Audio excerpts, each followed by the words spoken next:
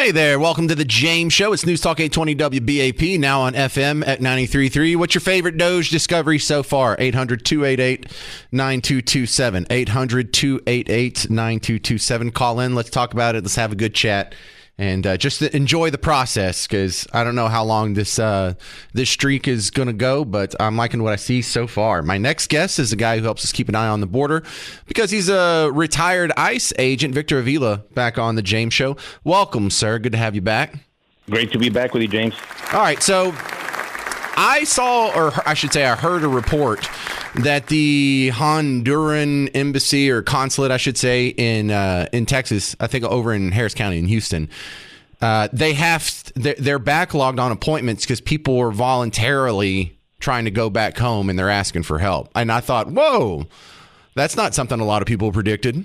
I actually was one of them saying that we were going to have initially some slow numbers, but those numbers of self-deportations were going to increase, and they have been. Honduran nationals, even people from Venezuela are wanting to go back. There's several issues. One, now all of a sudden they don't have the money to go back. Second, they don't have an ID to go back because if they're in the interior of the country, guess what? They need an ID to get on an airplane. Well, They didn't have one before, but the Biden administration allowed them to get on airplanes, millions of them without identification, something you and I can't do. But now that we're actually enforcing the law, they can't get on an airplane because they actually don't have a valid identification. So we've got certain issues that we have to work out to, be able to allow them to come back to the border. Okay, so that changes the math, though, because we were told, if you're going to import 11 million people, it's going to cost X amount of dollars. But if half of them are going to go home on their own, then that's not really going to cost us as much, is it? It's not. I'm not sure about half, but I'm sure there's going to be a good chunk of them wanting to go. And I think as we progress, I'm getting a lot of calls. People, there's a lot of fear mongering. We're afraid. If you haven't committed a crime and you're in this country legally, you have nothing to worry about. I don't care where you're from. But they happen to be, their own communities are instilling this fear factor that they're going to come pick all of you up. And even if you're a permanent resident alien, you're a green card holder, you have absolutely nothing to worry about. That's not what we want. As a matter of fact, get out of the way because we're here to pick up that bad guy. And yes, if you're illegal without any criminal history next to the bad guy, you're going to go too. So if you're in that category, you have to start making arrangements to avoid 15, 20 federal agents coming to a neighborhood near you to come and pick you up. To avoid that, do yourself a favor and avoid that trauma of your family and self-deport yourself. Another thing that we want, and I know Tom Homan has said this very, very clearly, give us access to the jails. Give ICE access to the jails so we even avoid even going out to the community to begin with. Let us pick them up at the time when they get arrested for whatever crime. Those are the ones that we want, and we get them right then and there and in a secure location with a lot less personnel, because now they're adding IRS agents to these task forces, and this is the surge. And I predicted this surge many years ago. I put it as part of a solution in my book, and I think this surge is probably sustainable for the next 18 to 24 months. The operations will continue for the entire administration time for Trump, the whole 4 years. It's not going to stop. But this surge of other agencies, DEA, FBI, IRS, U.S. Marshals helping HSI and ICE pick up illegal aliens, it's not that sustainable. They also have other investigations to conduct. So right now, everybody's on board, everybody's on the same team, and you're going to see these numbers increase. All right, so what's going on at the border? I've seen reports that crossings are down. Is that what you can back up? Absolutely. They plummeted. But guess what's coming in? The people that are sneaking in undetected. So we have two types of gotaways. The ones that we actually see, and a camera, Border Patrol detects them, there's a sensor, but they just couldn't get them for whatever reason. They count that person. And then we have the one that we didn't count at all because we never saw them, and they were smuggled. Sometimes we get an indication of how big those smuggling ventures or smuggling numbers are because of the stash houses that we discover already in the U.S., in El Paso, Laredo, and the stash houses have been increasing even before President Trump, they had, I think the cartels, they started making preparations and say, they shut down the border. We better have a way to sneak our drugs, our fentanyl, and our people in. So it's getting much harder for them. The cartels becoming very, very uneasy and anxious on the other side. And so it's going to come to a point, James, where it's going to grind together, and something's going to have to give. And our military is ready for that interaction if the military, or I should say, if the Mexican cartels try to act on any of this violently. All right. Thank you very much for the border update, Victor. Appreciate your time on The James Show. Yes, sir. Well, more positive information there. Your comments, 800-288-9227, 800-288-9227. Coming up next, are we seeing an end to the war in Ukraine? We had a positive tweet, or I should say Truth Social post from Trump, and I'll read it to you next on The James Show. News Talk 820 WBAP, now on FM at 93.3. Well, hey there, all you beautiful Texans. Welcome back to The James Show. It's News Talk 820 WBAP, now on FM at 93.3. Yeah, let's go. Welcome back to the big show. We are having a station event. Well, technically, it's for our sister station, KLIF. You can hear them over on 570 AM. But one of the shows there, Brian Kilmeade, you know him from Fox and Friends. Well, he also does the mid-morning show over on our sister station. He's coming back to town. He was here last summer, and he's going to be February 26th at Community Beer, communitybeer.com. It's at Commonwealth and 35 here in Dallas, just up 35 from downtown before you get to the 183 split. I think isn't it the last exit before that? Anyway, communitybeer.com if you need to find it, or you can ask your phone. Your phone knows where it's at, but it's starting at 6 o'clock. And I don't have confirmation on this, but I know when he came in town last summer, they did a live broadcast. Then they broke into the programming, the regular programming. And then he hung out for a good hour or so afterwards, just talking to people, just being a cool guy. He had nothing else to do. If he's going to come all the way down here to meet some of the listeners who take time out of their day to come see him, I think he talked to everybody who stood around and waited for him to free up. So come on out. I know I'll be there, but you don't care about me. Miss Parker will be there. Hi, Miss Parker. Which is a big deal because she hadn't been to I don't think any of our public events yet. All right, my next guest is going to keep an eye on the economy for us. We have Sarah Foster on with Bankrate.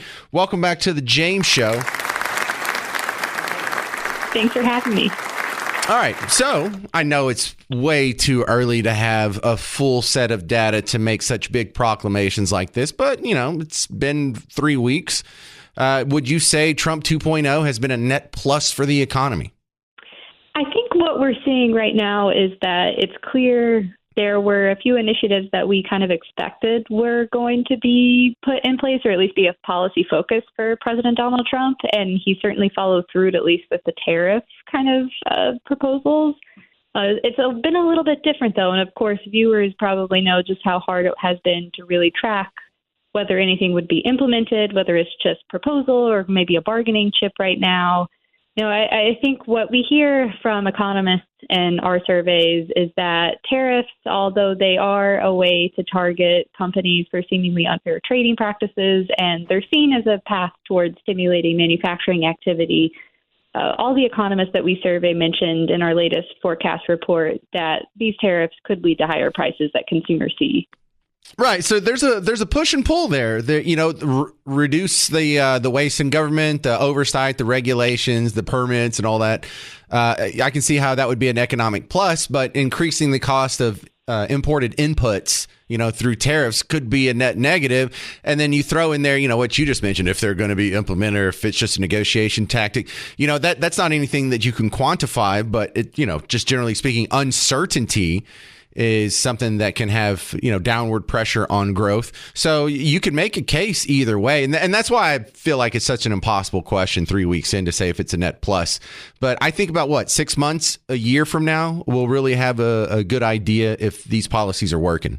Yeah, I think it's going to take some time to really see which policies play out and how they impact everyday households. Something I think that is really interesting to watch, though, is that we've heard from suppliers for weeks now at this point that even the mere threat of tariffs on some of our biggest trading partners has caused them to rethink supply chains, rethink where they're getting some of their imports, even rethinking where they want to potentially do business. So I think, even whether these tariffs come to fruition to the extent that President Trump has talked about, or whether he ends up going with something a little bit smaller here, I think some of the question here, though, is, how long we could still see just the threat of tariffs maybe impact manufacturing activity and business as well. Well, what we've seen with the market performance and the economy as a whole, unemployment, when you take all this data in, do you think the Federal Reserve is going to continue lowering the rates throughout the year like they promised? It's an open question. I mean, we're continuing to hear from Fed Chair Jerome Powell that the Fed is not in a hurry to cut interest rates. After that hotter than expected print in January came out, investors repriced some of their expectations to think that the Fed might be on hold until at least December of this year. Of course, the economy has suppressed to the upside, and so has inflation. I think, the Fed doesn't look at just one individual report. They look at the bigger picture. But of course, this is the fourth month that inflation has increased. It's probably putting some Fed officials, at least in the camp of holding higher for longer, at least on some of these historically high interest rates. Well, what's the expectation here for GDP growth here in the first quarter? Are people feeling generally positive? Do we have the early estimates out for what that could be? Yeah, so a way that I really like to look is the Atlanta Fed has a really good view at, GDP projections based on all of the different inputs that go into GDP. And as you know, it's the broadest scorecard of our economy. Lately, as we've seen that the economy has sort of slowed from that breakneck pace that we saw post-pandemic, it continued to gradually cool in 2024. We're expecting that, that first quarter print might come in at about 2.9%, which is still above that longer run trend. But this is also just the second month within the first 3 months of the year. So we have a lot of data, a lot of time to really sit here and watch how this all plays out. One more thing. Credit card balances are setting records. Got any advice for people that are swimming in credit card debt? Yeah, it's continuing to really impact, especially Americans who've been hit hardest by inflation. So we certainly empathize with so many Americans who feel like inflation, they just can't get ahead of it.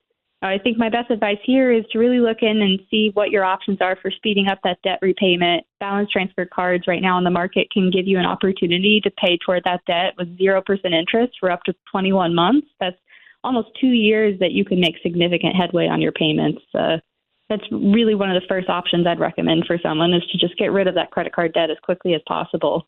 Well, I feel like we covered a lot of the economic topics. I think I got through everything on my notes. Sarah Foster, I'm glad you have all this info. Appreciate it. Great to be here. Sarah Foster from Bankrate. Coming up next, we have more protests scheduled for the area all across Texas, and specifically here in North Texas. I'll give you some dates to know, and how much of this is going to continue? Like, how long can they do this? Are they just going to do this for all 4 years, or just while the deportations are happening? And how much of this is funded with your tax dollars? I'd be interested to see if we get all these cuts made in D.C., if these protests aren't so prolific and big and well-funded and with good signage and promotion. Isn't that interesting? 800-288-9227. Details next. I'm James Parker. It's News Talk 820 WBAP, now on FM at 93.3. All right, I do approve of this bumper music. I'm a big Kelly Clarkson fan. Thank you, Garrett. Welcome back to the James Show. News Talk 820 WBAP, now on FM at 93.3. What? I can have a soft side. I can isn't she from Burleson anyway? Before I get back in the news, Kelly Clarkson, by the way, great singer, great set of pipes. She actually developed them. I bet she had voice lessons before she got on. Won the first American Idol. They should have ended the program after that. How are you gonna have the same contest again just next year without Kelly Clarkson? And then now she does what I do. She hosts a talk show, and I'm here to tell you, whether you like daytime talk shows or not, she's really good at it. I am surprised. I did not expect that. Like Drew Barrymore never hosted a talk show in her life. She's just done drugs and movies, for the last 5 decades. And she gets an afternoon talk show. Not so good. I like her. I like her movies. I like her work. She's great in Poltergeist or 51st Dates or whatever. Terrible talk show host. Sherry Shepherd is another one. She couldn't even answer if the world was flat or round on The View one day. And she just strolls in with a 71 IQ, gets her own daytime talk show. Terrible at it. But Kelly Clarkson, super good at it. Dr. Phil, really good at it. And I know I have a Texas bias, but it's more than that. It's more than that. All right, we got a bunch of protests coming to the area. This is great. I really like this because the protests, I think, are hurting more than they're helping. It's also the way they do it and how they do it and the verbiage they use. This is pushing people away. I can just imagine if I remember what it was like to be an 18-year-old kid, just fresh into adulthood out of high school, and you go to college and you're trying to figure out, like, I don't even know what's going on in the world. What side am I on? Well, I'm not on the side of these goobers. Not on the side of these guys that make foam core signs and they go stand and block a street and they're griping about deportations of people who were here illegally and just all kinds of flying the flags of other countries. No, that's not real attractive to me. But for some people, man, this is their jam. This is their feeling of self-worth comes from this. There's a protest going on that started at noon today at University of North Texas. By the way, one of my source materials for this, not the only one, but one of my source materials for this, Dallas Observer, DallasObserver.com. They have a bunch of protest schedule dates that you need to know. How many of them are for right-wing causes? Oh, that's right, none. Now, not all of them are political. They talk about the protest against the Mavericks and whatnot. But they go and they spell out, hey, we had protests a couple weeks ago. We had protests last week. We got another protest coming up the 16th, so that'll be this Sunday, Dallas City Hall again. We're expecting Dallasites to go to the City Hall to protest the immigration policy. So how dare you deport people who are here illegally? How dare you properly enforce the law the way it was written? Wait a second. I thought once Congress wrote a law that it was the executive branch's duty to follow every letter of that law and to not change anything, not pause spending or selectively enforce it. That's so weird because that's what we were just told about DOGE. That's what we were just told about all the spending that goes through USAID and the Department of Education. That's so weird. And now in this case, selective enforcement is a moral imperative. It's almost like there's a logical paradox in their worldview. But it doesn't end there. There's also a national day of protest that's happening February 17th. That would be Monday. And this is a national day of protest. Why? Because it's President's Day. And so when you say, well, don't you people have jobs? Well, a lot of these people are going to have the day off. And they're going to go up there on Monday. The flyer that's being passed around says National Day of Protest. When President's Day, February 17th, 2025. At noon, where? The White House or your state capitol / City Hall / Town Hall. Here's the best part. Why? To resist fascism. Oh, that's right. The old resisting fascism. So I guess you can't go down there, Garrett, and be my man on the street guy, right? So I think Alex Stein is going to go down there from The Blaze. He's a mutual friend of ours. And I told him, look, don't give him a hard time and don't be your regular bombastic, embarrassing self and start insulting people or talking about big booty Latinas or whatever he does. Ask him just, hey, we're here. The whole purpose of this event here is to resist fascism, define fascism. And I would just love to hear the answers. Just go talk to 20 people out there and see what the answers are. See how different the answers are. See if it matches up with the actual definition of what fascism is. And we go over this ad nauseum on the show, the policies of fascism or whatnot. See if it matches up. That's going to be adorable. So I sent out a little message to Alex Stein, which I think he's going to go out there. I don't think Sarah Gonzalez is going to be able to go out there at that time because I think she'll be at work. It's easier on the weekends for us, but we have things to do. We have jobs. We have stuff going on. There's another one like White Settlement over on the edge of Tarrant County over there. They're supposed to be having a peaceful protest on February 16th for what? Keeping immigrant families together in White Settlement. Okay, well, look, if you're worried about them staying together, that's on them. Well, what if the parents get deported? Well, then take your kids with you. Is the moral imperative to follow the law or to keep the family together? Because if you don't like the law, then you should be rallying to change the law, not to selectively enforce the law, not to let some people jump the line and while other legal immigrants are going through paying the fees, filling out the paperwork, doing it the right way, actually being screened. Is that what you're advocating for? Cheating? Jerking the system around? It's weird, though, because I go through and I look at all the protests here, and none of them are for gun rights. That's crazy. None of them are for smaller government or balancing the budget. That's That's disappointing. None of them are for school choice. Oh, that's so weird. I must admit, I don't get protesting a whole lot to begin with. I don't understand how when you look at the world around you and you think, well, I don't like this law or I don't like this way this law is being enforced. Why don't you address it through the political process? Why don't you call your representative or maybe try and get them primaried out in the next election cycle if you don't like what they're doing? Maybe make some phone calls. Maybe you can, I don't know, start a radio show and try and influence your fellow voters from supporting the opposite of what's happening that you don't like. Never does it occur to me to go block traffic. Never does it occur to me. It's like, you know what'll win people over to my side if I make them late for their flight by blocking the entrance to Love Field. I got to tell you, I'm kind of enjoying this. I'm enjoying this because this is not winning people over. There's a lot of people, I think about 40% of the society is not paying attention like you and me are.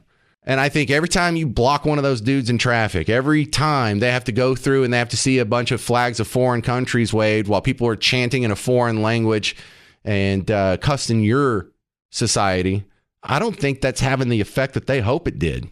So keep protesting. Just let me know when they are. We'll send reporters out there. We'll get you some audio and we'll bring it back. How many of them really know what they're fighting when they say we're here to oppose fascism? How many of them really know what the policies of fascism are, how it was implemented, or what it looks like on an economic scale? How the fascists support pretty much everything, economically speaking, in the Democrat Party. Free child care. Oh, really? Universal health care. Oh, that sounds familiar. And what about all these social safety nets? Of course. Free education for everybody. That sounds great. Hello? Paid maternity leave? Windmill programs? Where did they all start? 800-288-9227, 800-288-9227. That's not exaggeration. The first state-sponsored windmill program in the modern era came from Germany when it was under the leadership of some guy named Hitler. Just throwing it out there. Germany got universal health care in 1941. Who was in charge then? Oh, yeah. Same guy. Oh, it's nice and evil. All right, coming up next, we have a recent survey showing 35% of small businesses are having hiring struggles. What can we do to improve that? We'll talk with Jason Taylor, an expert on startups, next on The James Show. It's News Talk 820 WBAP, now on FM at 93.3. Well, hey there. Welcome back to The James Show. It's News Talk 820 WBAP, now on FM at 93.3. I am your host, James Parker. If you want to chime in at any time, 800-288-9227, 800-288-9227. My next guest is a regular on The James Show. He's the mastermind behind Code Launch, if you've heard him before. But he's also an expert on startups and small businesses. Jason Taylor, welcome back. Thank you, James. Glad to be back. Hey, did I already invite you to the Brian Kilmeade event? Did I just catch you on the air and sort of make it awkwardly, like pushing you into that? I've heard it. I've heard it being advertised on WBAP maybe this morning. But yeah, please do tell me the details, James. February 26th, 6 o'clock, Community Beer. It's right up the street from where I'm at right here, Commonwealth and 35. So, if you're going to be out and about around 6 o'clock or so, come on out. I'd love to see you at another one of our events. Oh, well, check it out, my friend. Kilmeade event. Yes. Got it on my whiteboard. February 26th. Make it happen. All right, let's talk about this survey. A recent survey showed 35% of small businesses are having hiring struggles. Now, I've kind of thought at any economy, whether it's good, bad, or indifferent, about 35% of small businesses would have hiring struggles. That's been something that every small business I've worked at, they've all had hiring struggles. Is this more or less than usual? Well, I think it's catching news because it seems like, with all we talk about in the economy and all the things we talk about economically, we're trying to improve, then things must be really bad. And so if things are really bad, then it should be easy to find people.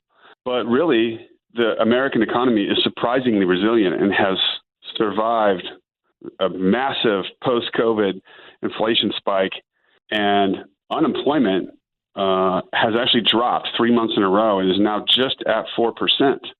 So in a low unemployment environment, that means there's not that big of a supply of potential workers. And small business finds it hard to compete with big business when competition over that workforce is fierce. Right. So are we having a bigger shortfall with unskilled workers or the skilled workers? Well, it's mostly in transportation and construction. And I think that, it's probably not your professional services, white collar, college educated crowd we're talking about here in this survey. It's people that, that can fill great roles and great jobs and be great employees for a long time, but they're not big leadership opportunity type positions. And it's the kind of things that a small business would hire to when they want to expand and grow their footprint, add new products and services that they might want to offer in 2025. And a lot of them have probably gotten off the starting track in January, hoping to ride this wave of optimism. And I think that there's going to need to be some easing in the competition for employers or employees until this really clears up.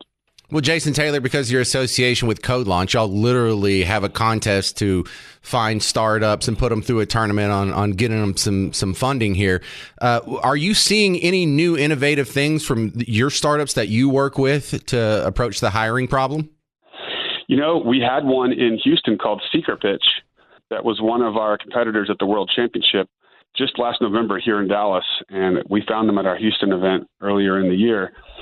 And they're, an innovative new way for people looking for opportunities to find those opportunities, secretpitch.com. And, so people should check that out. But we have people coming at us with solutions to all sorts of problems every day across the entire spectrum of business, entertainment, finance, whatever you can think of.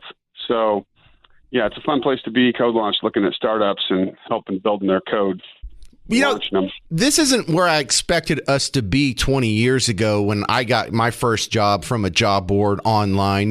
How much more efficient and quick and just a great use of resources it was versus printing out a resume and physically dropping it off and having to drive your butt to whatever potential job and like physically deal with it. You could just shoot them an email. And I thought this would so grease the gears here of hiring and firing and workplace. I can't believe we're having a struggle getting employers matched up with employees when we have the internet in front of us now. Well, I think that if you use some of the tools out there as an employer, you definitely are not having a big problem, especially if you have enough money for some of the high-end tools like LinkedIn.